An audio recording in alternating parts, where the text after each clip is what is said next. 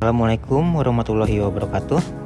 Selamat datang di video kami. Semoga kita semua diberi kesehatan dan dimudahkan rezekinya. Selamat menonton.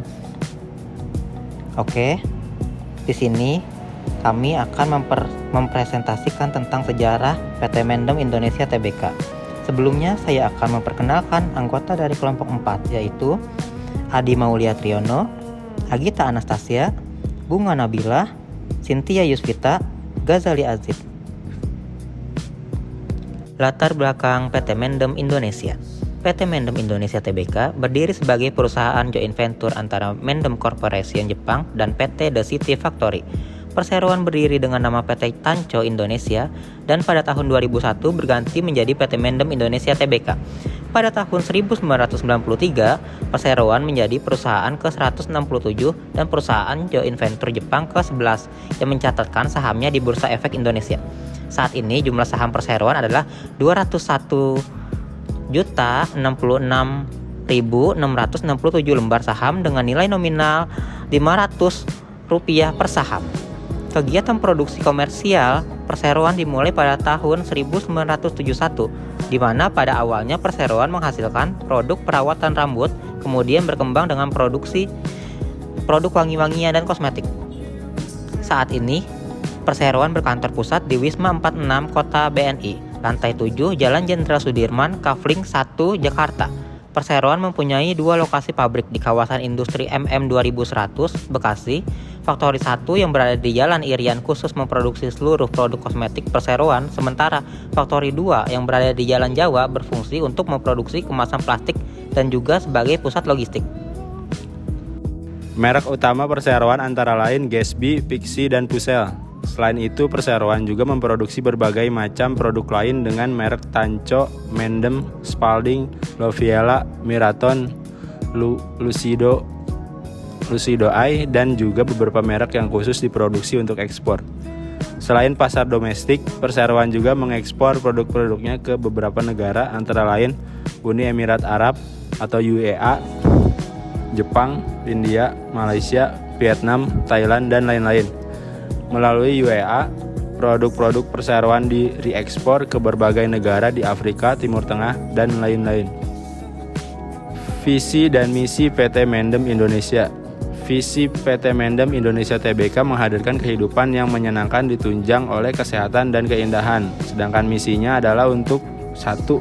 Partisipasi aktif dari karyawan, 2. Menciptakan nilai bagi gaya hidup dengan konsumen untuk konsumen, 3. Peningkatan pada 3 bidang, fokus pada gaya hidup, fokus pada mitra bisnis, dan fokus pada merek. Inilah produk-produk yang ada di PT Mendem Indonesia, yaitu Pixi, Gatsby, dan Purcell. Pixi. Perjalanan Pixi di pasar kosmetika wanita diawali dengan peluncuran produk Pixi Moisturizing Lipstick di tahun 1997 yang disusul dengan beberapa produk lain termasuk eye makeup di tahun 1991. Kemudian di tahun 1995, Pixi meluncurkan produk base makeup yang menjadi hit yaitu Pixi UV Whitening 2-Way Cake. Gatsby adalah total men's grooming brand yang menyajikan berbagai seri produk, dimulai dari Gatsby Water Gloss yang pertama kali diluncurkan tahun 1999 sampai sekarang. Gatsby menawarkan tipe produk hair styling yang sangat beragam seperti wax, cream, gel, pomade, clay, dan lain-lain. Produk yang dibuat sesuai dengan standar kualitas Jepang membuat Gatsby mampu secara konsisten bertahan sebagai market leader di pasar men's hair styling. Selain hairstyling, Gatsby juga mengembangkan berbagai kategori lain seperti fragrance, body care, dan face care yang dapat menjadi acuan pria dalam berpenampilan. Purcell merupakan merek wewangian yang mengusung konsep The Scan of Cool Beauty Platform, memberikan wewangian yang elegan dan eksklusif untuk para perempuan muda yang mempunyai self-unique-nya masing-masing, membantu meningkatkan percaya diri dan gaya hidup modern di perkotaan.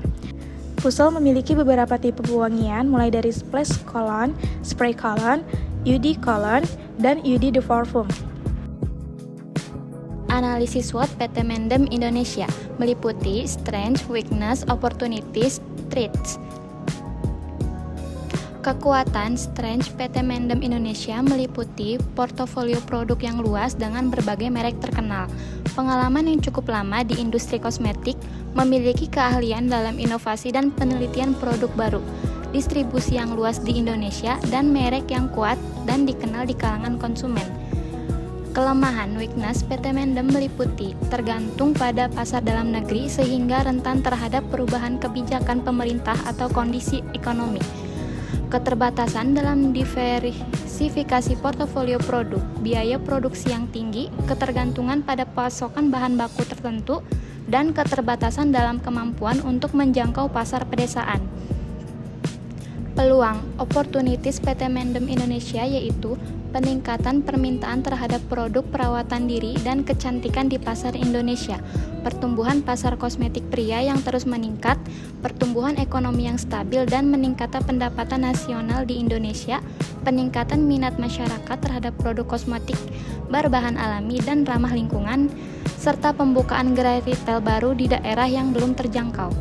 Ancaman threats di PT Mendem Indonesia yaitu ketatnya persaingan di industri kosmetik dengan kehadiran merek lokal dan internasional yang kuat, fluktuasi harga bahan baku yang dapat mempengaruhi margin keuntungan, perubahan kebijakan pemerintah yang dapat mempengaruhi kegiatan bisnis dan biaya produksi, pengaruh dampak lingkungan dari produksi dan penggunaan produk, serta ketegangan politik dan sosial yang dapat mempengaruhi persepsi konsumen terhadap merek dan produk.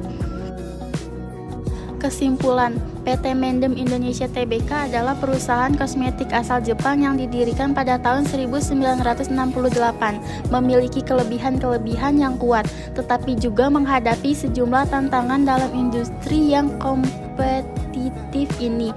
Namun dengan terus berinovasi dan memanfaatkan peluang yang ada, perusahaan ini memiliki potensi besar untuk tetap menjadi pemimpin di industri perawatan pria di Indonesia, bahkan bisa merambah pasar internasional. Semoga analisis SWOT ini dapat membantu PT Mendem Indonesia Tbk dalam mengambil keputusan strategis yang tepat untuk menghadapi masa depan yang menjanjikan.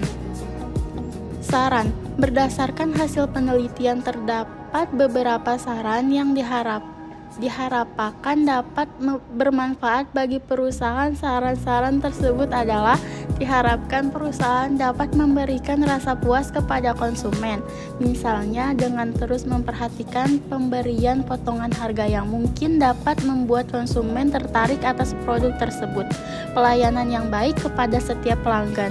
Kebijakan harga yang telah ditetapkan perusahaan harus ditinjau secara periodik, misalnya setiap tahun. Hal ini perlu diperhatikan mengingat pada saat ini persaingan menjadi sangat tinggi, sehingga perusahaan harus meninjau kembali kebijakan harga yang lebih baik tanpa mengurangi kualitas produk.